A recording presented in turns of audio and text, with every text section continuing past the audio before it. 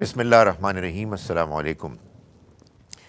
It's the 24th Taraweeh introduction to the Quran, and we are going to do three surahs, all Madanan, the last three surahs of the fifth group of surahs.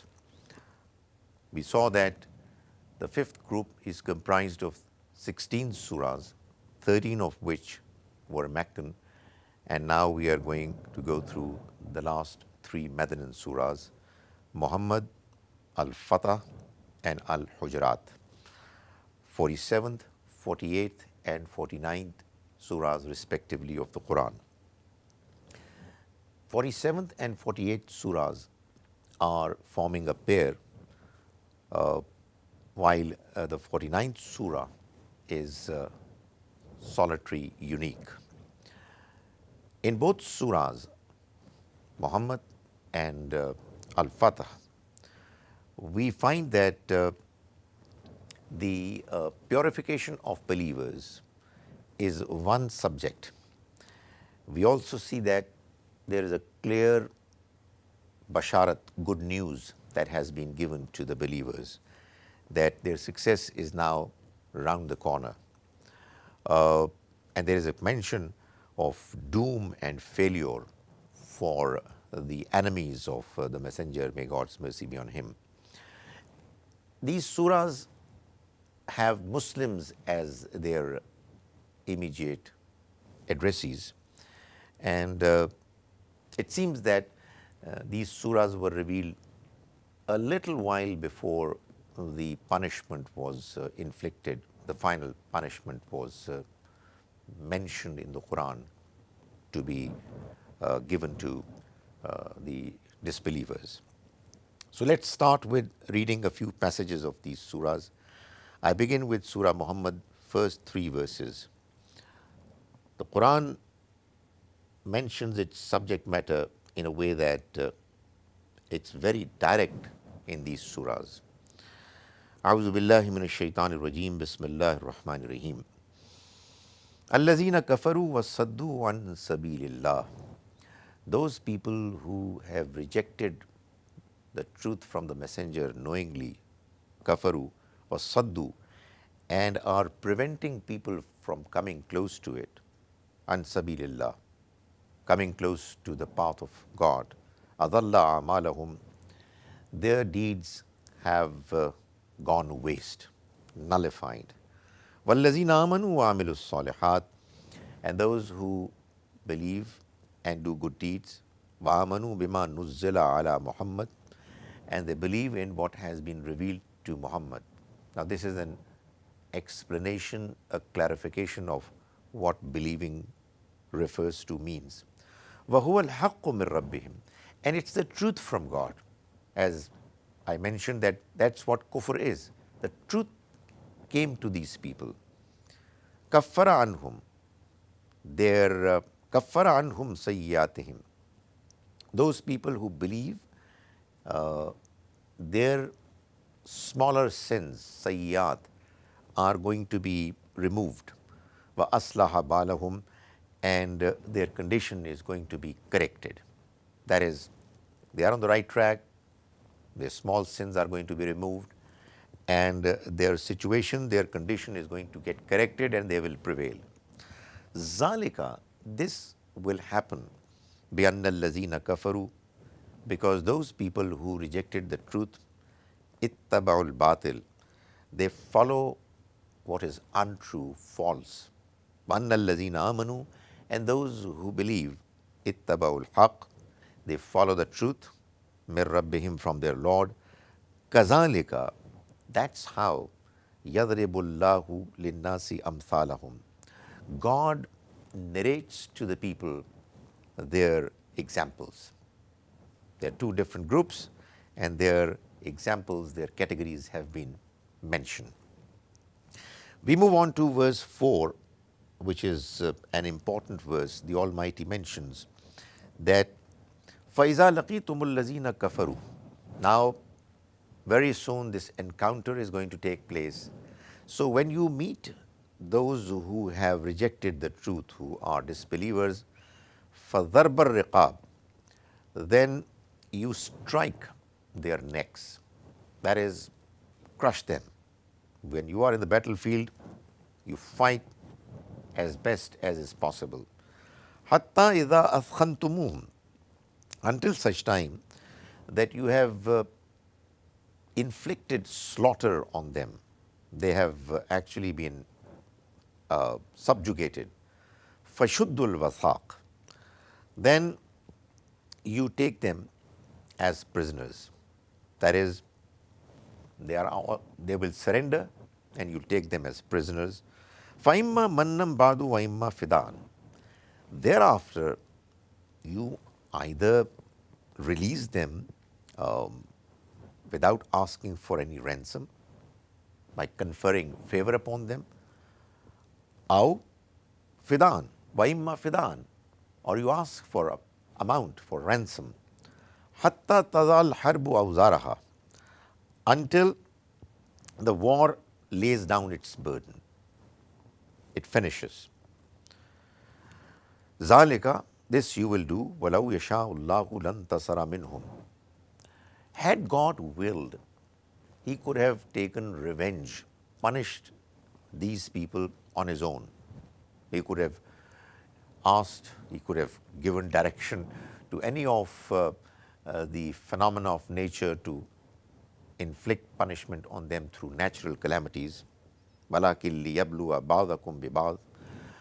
However, what He decided was that He wanted to try some through others. That is, He wanted believers to be tested and punishment inflicted upon their enemies through the believers. That's why He arranged for this battle to take place and for the believers to become God's tools to inflict His punishment on the enemies.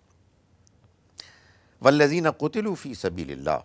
And now in this encounter, if believers are going to die, وَالَّذِينَ قُتِلُوا فِي سَبِيلِ اللَّهِ, those who are going to be killed in the way of God, فَلَنْ يُضِلَّ أَعْمَالَهُمْ, their deeds are not going to go waste. They'll get huge rewards. We move on to now verses 7 to 9. The Almighty says, Ya ayyuhallazina amanu, believers, in tansurullaha, if you are going to support God, support God's mission, project. He has decided to punish the disbelievers. You are supporting His cause. If you're going to do it, yansurkum, He is going to support you. وَيُثَبِّتْ أَقْدَامَكُمْ, and He's going to plant your feet firmly. وَالَّذِينَ كَفَرُوا, as for those people who have rejected the truth, فَتَعْصَلْ لَهُمْ, they will have misery. They are going to be destroyed. وَأَضَلَّ أَعْمَالَهُمْ, and their deeds are going to go waste. The deeds that they did for good causes. All humans do certain things, certain deeds which are good. But their good deeds are going to go waste because they have committed this huge crime, sin of rejecting the truth knowingly and persistently. This is what the Quran says in the next verse. Zalika, this is going to happen. That is, their good deeds are going to go waste. بِأَنَّهُمْ كَرِهُوا مَا أَنزَلَ اللَّهُ, because they disliked what God revealed. فَأَحْبَطَ أَعْمَالَهُمْ, so their deeds are going to go worthless. Verse 10 says, أَفَلَمْ يَسِيرُوا فِي الْأَرْضِ, have they not travelled in the land? فَيَنْظُرُوا, so that they should see. كَيْفَ كَانَ عَاقِبَةُ الَّذِينَ مِنْ قَبْلِهِمْ, what happened to those people who came before them? دَمَّرَ اللَّهُ عَلَيْهِمْ, God destroyed them. وَلِلْكَافِرِينَ أَمْثَالُهَا, and for the disbelievers, there is going to be similar punishment. That is, these disbelievers are also going to meet with the same fate. Zalika, this will happen. بِأَنَّ اللَّهَ مَوْلَى الَّذِينَ آمَنُوا, because God is the protector of those who believe. وَأَنَّ الْكَافِرِينَ, and as far as the disbelievers are concerned, لَا مَوْلَى لَهُمْ, they have no protector. When we go to verse 21, we find that the Almighty is telling us, Ta'atun wa qawlum ma'roof. There were people who were hypocrites. God arranged for believers to inflict His punishment on the disbelievers, the enemies, and He provided believers with the opportunity to become His tools. It was a great privilege. But in the ranks of believers, there were some hypocrites. So the Almighty is telling the hypocrites that instead of making loud claims that they are believers, all that is needed from them is ta'atun wa qawlum ma'roof. For them, the right attitude was to be obedient and to say good words. But they're not doing it. فَإِذَا عَزَمَ الْأَمْرُ, and when a clear decision is taken, that is, a clear decision of jihad, it takes place.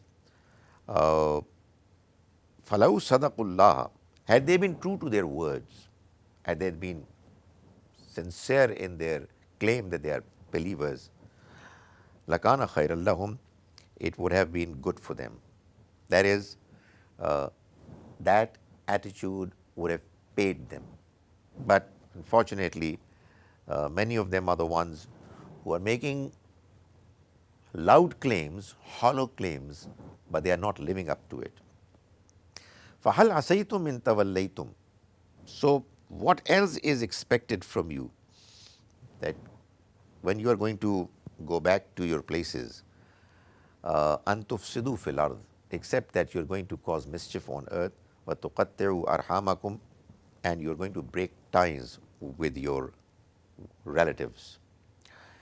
In verse 24, the Almighty is lamenting the fact that these people have not believed, and that He's mentioning the reason.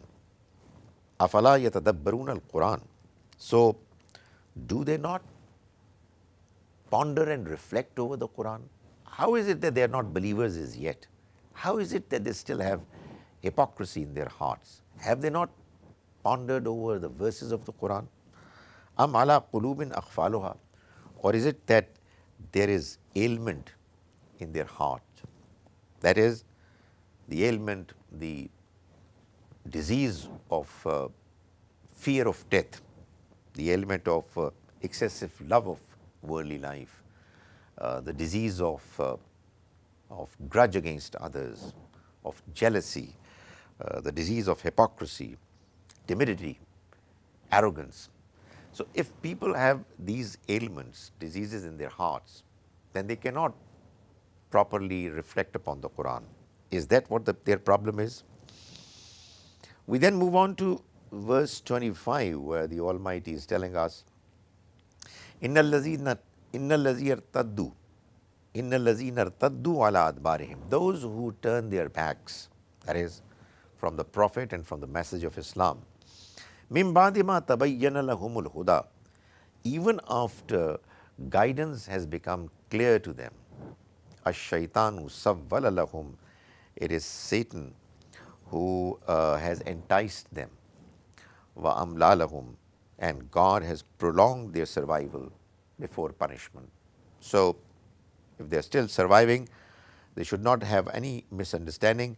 It's because the Almighty is giving them more opportunity and extending their stay, so that if they are going wrong, they should do more and more sins.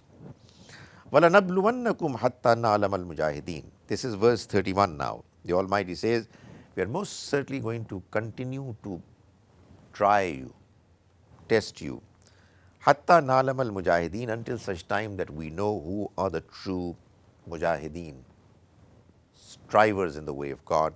Minkum, amongst you, was-sabirin, and those who are steadfast.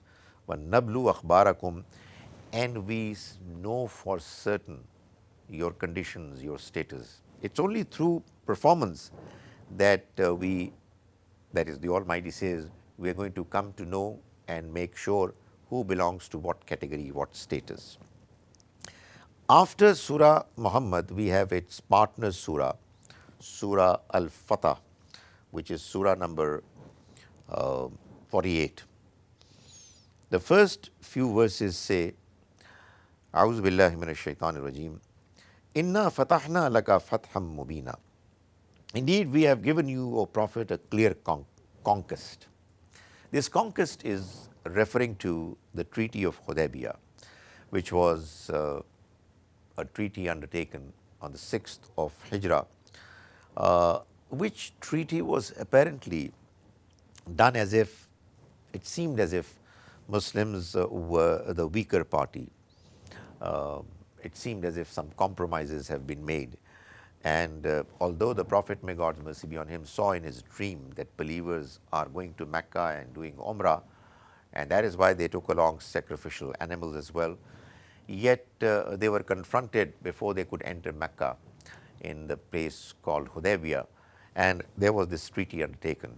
But the Almighty is saying that to the believers that be sure that it really is going to herald, pave the way for a great victory. So he declares this treaty as a victory.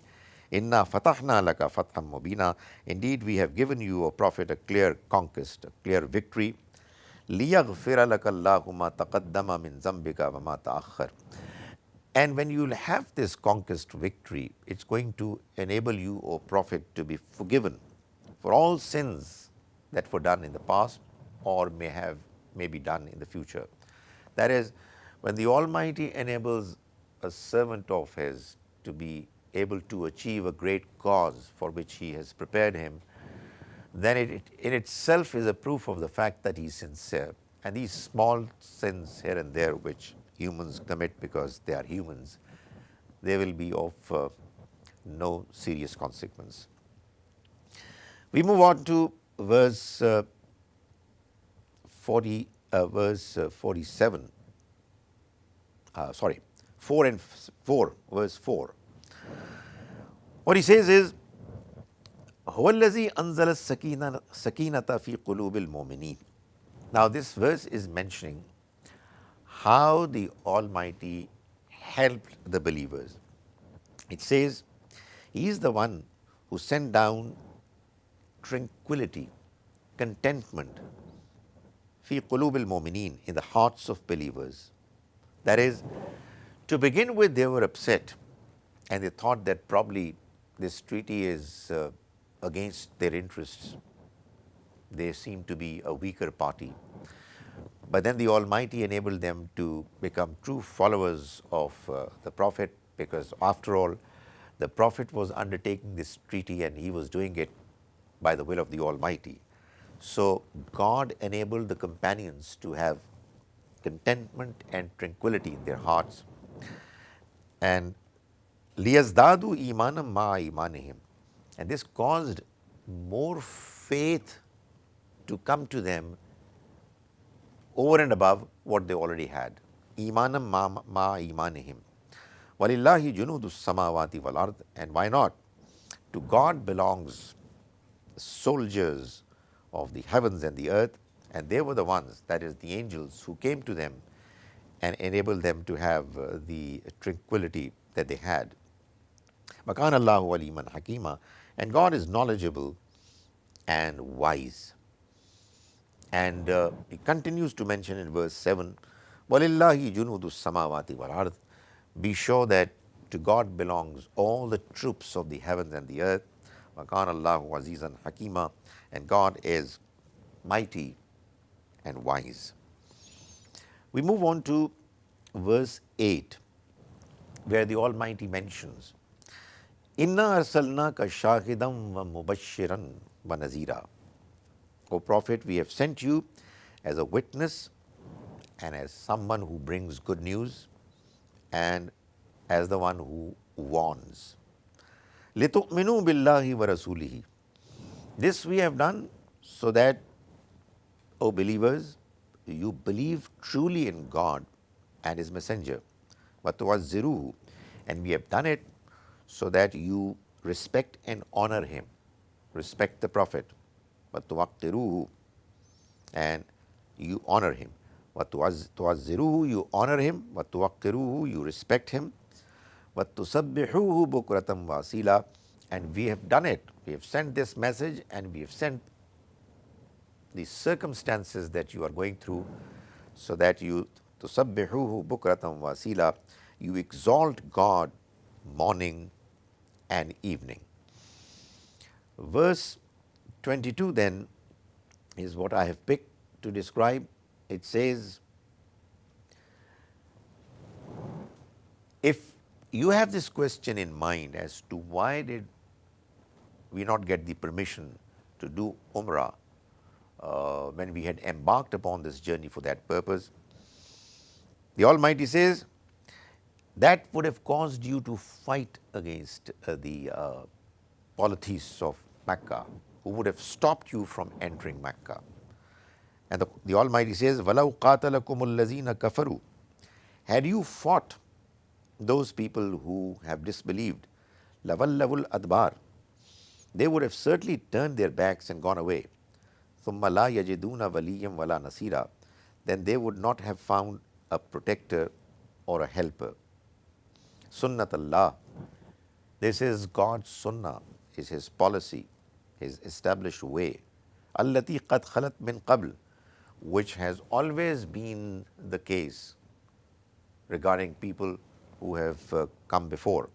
Walan tajida li sunnatillahi tabdila, and you would never find God's sunnah ever changing.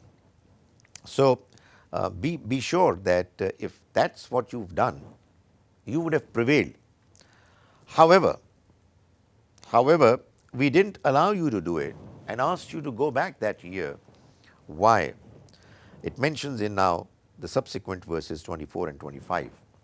The Almighty says, وَهُوَ الَّذِي كَفَّ أَيْدِيَهُمْ عَنْكُمْ وَأَيْدِيَكُمْ عَنْهُمْ بِبَطْنِ مَكَّةِ, and He is the one who withheld your hands from who withheld their hands from you and your hands from them within the area of Mecca. He didn't allow you to fight against each other.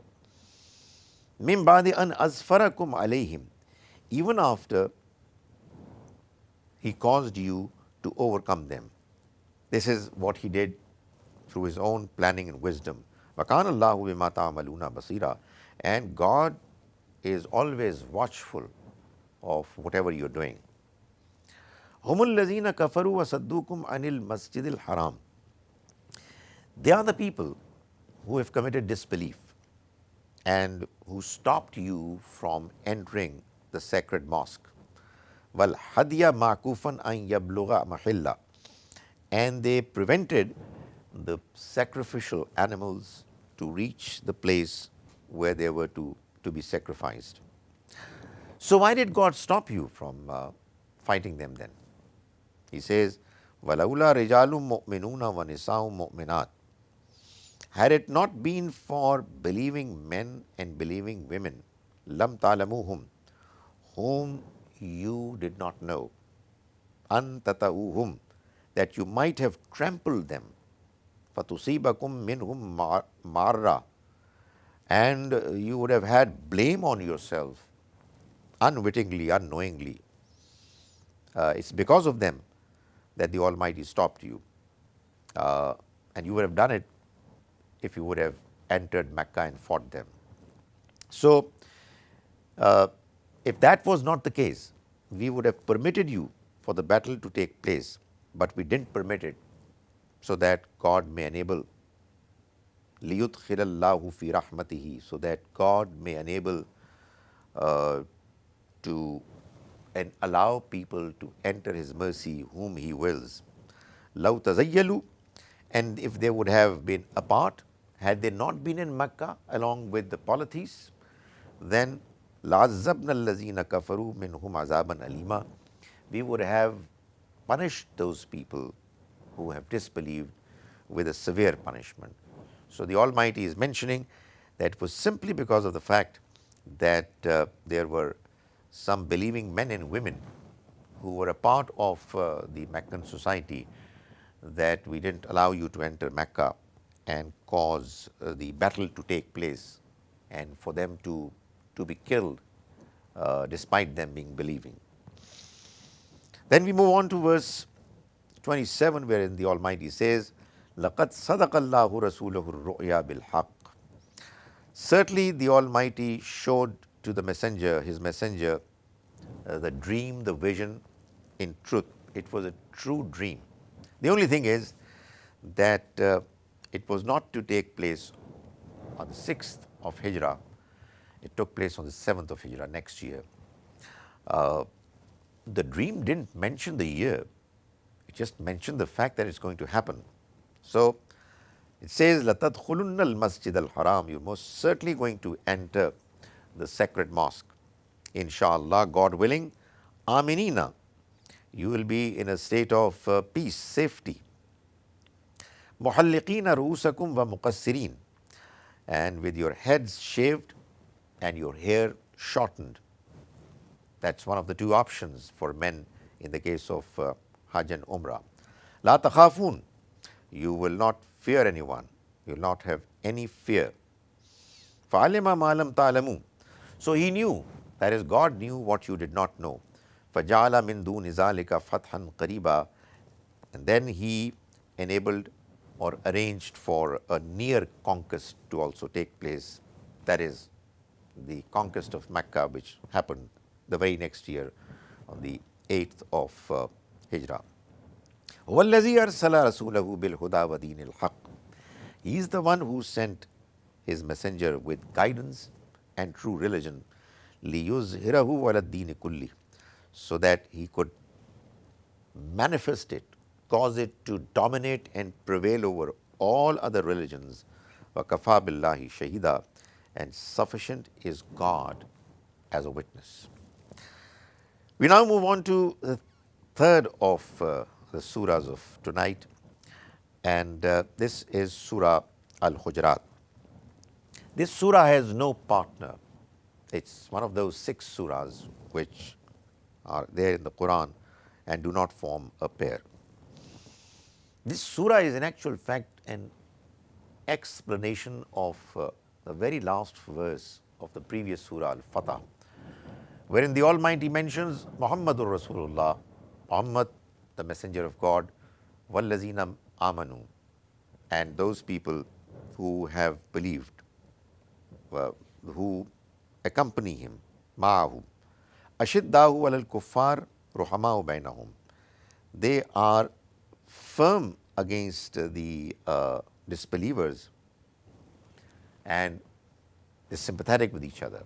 So this is an explanation of وَالَّذِينَ مَعَهُ, those people who are with him. How is it that this miracle happened, that they were رُحَمَاءُ بَيْنَهُم? This surah is also actually talking about the future of Muslims.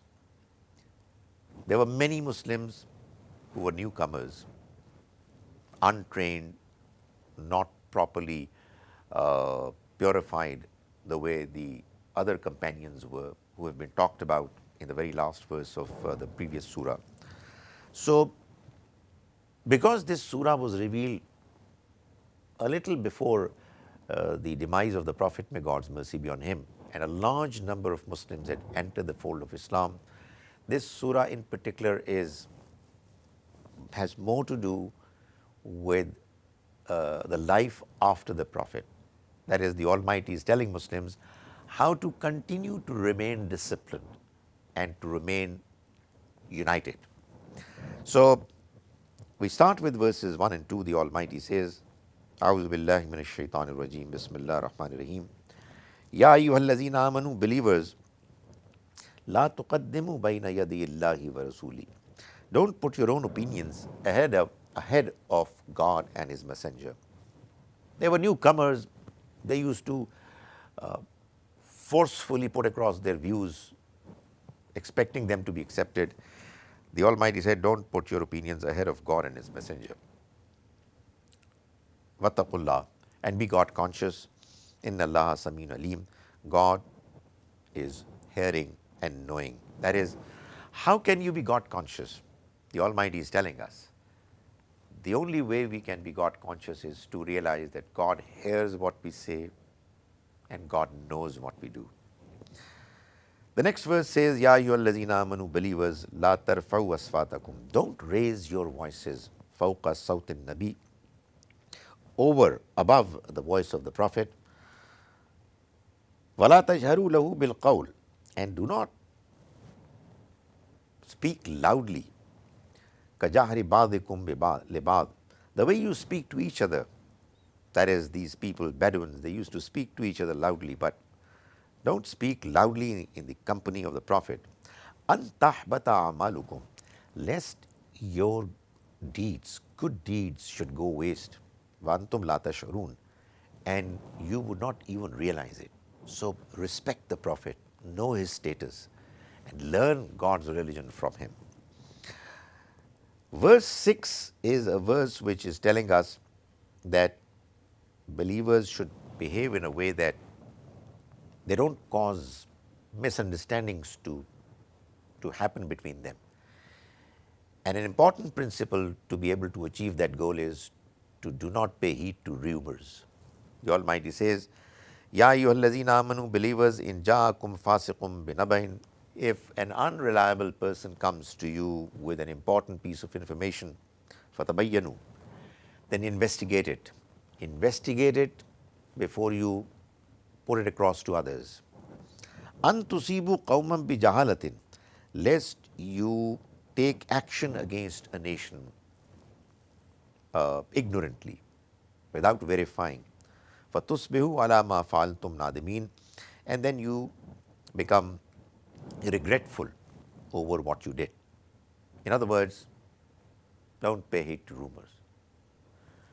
The Prophet, may God's mercy be on him, is reported to have said, it is enough for a person to be described, to be categorized as a liar, if he disseminates, shares with others whatever he has heard from someone. In other words, if you share your piece of information that you have with others without investigating properly, then you will be categorized as a liar. So imagine the kind of stuff that's happening on social media these days. We just share it with others without even knowing whether what we are sharing is right or wrong. So it's a serious matter. Then we move to verses 9 and 10. The Almighty is now talking about a possibility that there could be a fight between two Muslim groups. The Quran says, وَإِن طَائِفَتَانِ مِنَ الْمُؤْمِنِينَ اقْتَتَلُوا, and if two groups amongst believers, they fight with each other, فَأَصْلِحُوا بَيْنَهُمَا, then you make settlement between them, make peace between them. فَإِن بَغَتْ إِحْدَاهُمَا عَلَى الْأُخْرَى, but if one of them oppresses the other, that is, despite that settlement, one of them goes against it and picks the fight against and oppresses the other. فَقَاتِلُوا الَّتِي تَبْغِي, then you all fight against the one who has oppressed, who has violated the treaty of settlement and peace. حَتَّى تَفِيَ إِلَىٰ أَمْرِ اللَّهِ, until such time that that group returns to the ordinance of God, to the treaty that was undertaken. فَإِن فَأَتْ, then if it returns, فَأَصْلِحُوا بَيْنَهُمَا, then you again bring reconciliation, settlement between the two groups. وَأَقْسِطُوا, and be fair. بِالْعَدْلِ, you do it justly. وَأَقْسِطُوا, and be fair. So emphasis on justice and fair play here in particular is because of the fact that there was a likelihood that this time round, when people are going to negotiate, they are going to go against the one that caused this fight to happen a second time. But the Almighty says, don't allow your grudge against anybody for you to be unfair. Be fair. Inna Allaha yuhibbul muqsitin, God loves those who are fair. Innamal mu'minuna ikhwatun, believers are indeed a fraternity. They are brothers to each other. فَأَصْلِحُوا بَيْنَ أَخَوَيْكُمْ, so you make settlement between your brothers. Don't allow them to continue to fight with each other. وَاتَّقُوا اللَّهِ, and be God conscious. لَعَلَّكُمْ تُرْحَمُونَ, so that you are treated with mercy. Now, verses 11 and 12 are actually talking about 6 evils which people take lightly. And these are the evils which are the root cause of many disputes that take place between humans. Obviously, this surah is actually asking believers to come together as a fraternity and be sympathetic towards each other. These evils have to be taken seriously. Ya ayyuhallazina amanu, believers, la yaskhar qawmun min qawmin. Let not a nation laugh at another nation, make fun of it, ridicule it. Asain yakunu khairam minhum. You do not know, they may turn out to be better than them. Wala nisaum min nisain, nor should women ridicule and laugh at other women. Asain yakunna khairam minhunna. You never know, those who are being laughed at may turn out to be better than those who are laughing. Wala talmizu anfusakum. And do not be sarcastic. Do not make negative remarks against others while you are talking to each other. Wala tanabazu bil alqab. Nor call others with offensive nicknames. Don't talk to people and mention their names which you ascribe to them just to make fun of them, just to insult them. Bi'sal ismul fusuqu ba'dal iman. The very mention of evil after having faith is bad, is deplorable. That is, now that you are faithful, you are believers, you should not talk about what is evil. So, the very mention of it is bad. وَمَنْ لَمْ يَتُبْ. And the one who does not repent even now. That is, it's another matter that you didn't know that these evils are as bad as what the Almighty has mentioned here. Then it was understandable that you were doing them.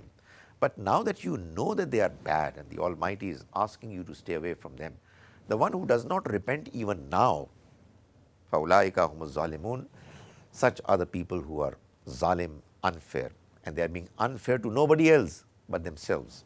So they're going to have, they will have to face the consequences of what they're doing if they persist with these evils even after knowing that the Almighty hates them. The next verse mentions 3 other evils. Ya ayyuhallazina amanu, believers, ijtanibu kathiram minaz-zann. Stay away from making negative assumptions.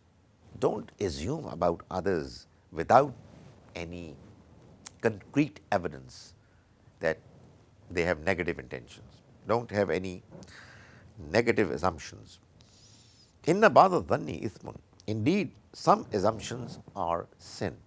So if you're going to assume about others without having any real evidence, then in many cases you will be sinning. Wala tajassasu. And don't spy on others. Don't try to find the secrets of others and then to, talk about them and to share with others. Wala yaghtab ba'dukum ba'da. Nor you backbite against each other. Talk negatively against each other on their backs.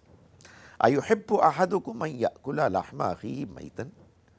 Is any one of you going to like the idea of consuming the flesh of a dead brother? Would you like to eat somebody else's flesh when he's dead? فَكَرِهْتُمُوهُ.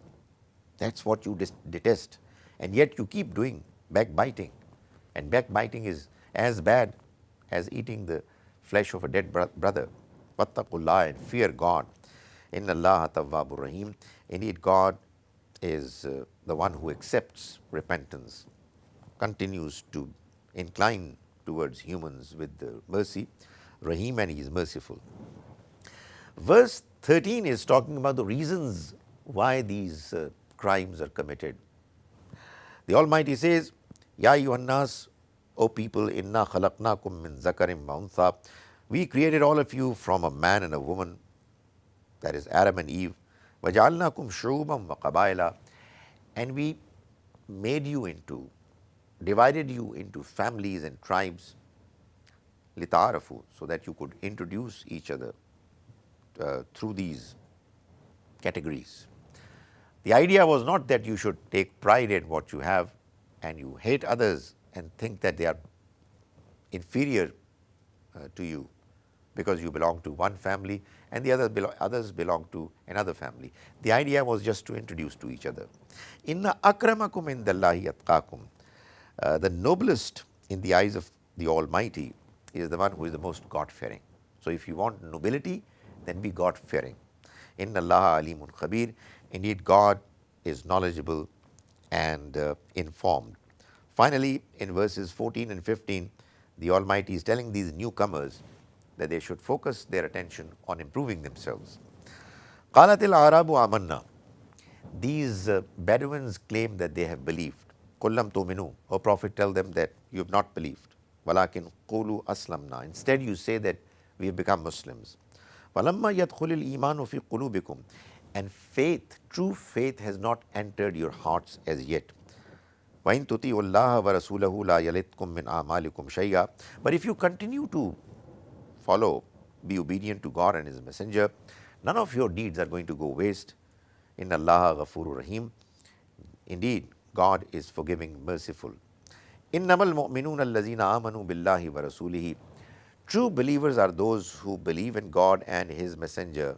Thumma lam yartabu, and they do not entertain any doubts in their hearts. Wajahadu bi amwalihim wa anfusihim, and they strive in the way of God, fi sabilillah, in the way of God, bi amwalihim, with their wealth and their own selves. Ulaika humus sadiqun. These are the people who are truthful. Their claim to faith is really true. May the Almighty enable us to understand the Quran properly and to follow it sincerely.